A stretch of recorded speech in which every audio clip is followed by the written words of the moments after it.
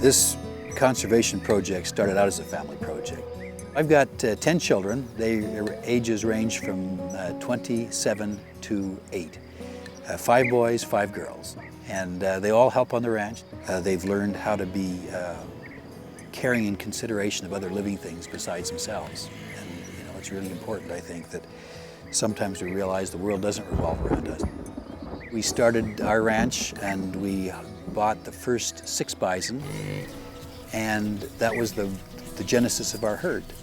Subsequent to that, we soon had more animals than we had space, so we bought another ranch. That ranch grew, and then we bought another ranch in different environmentally sensitive areas. We built these ranches for the intention of trying to ecologically recover bison. There was a whole web of life, and bison were a keystone.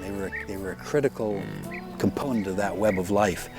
And when we bring back bison, we want to bring back the native grasses like you see here. We want to see a recovery of the insects that used to be here, and the birds, as well as the wildlife, the predators, the grizzly bears, and so on, so that that once rich cycle of life and web of life that existed can be reestablished to the extent we can on the landscapes that we have our ranches.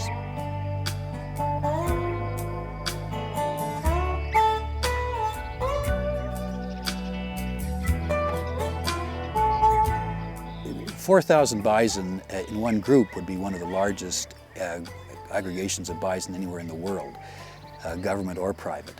One of the important parts of any conservation project is sustainability.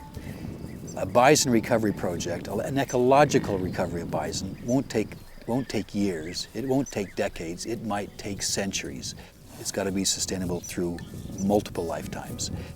Being the first at anything is unpopular.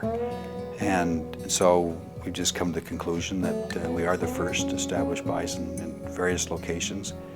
And some of the neighbors have been marvelous, kind, considerate, helpful, and have been really part of the success story.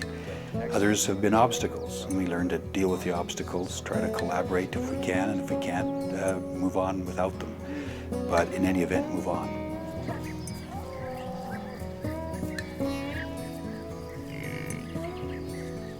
The day will come when everybody will say, well, of course it makes sense to have bison everywhere, but we're not there yet. And it takes real heroes to say, I'm going to do something, even if it's a little bit politically unpopular.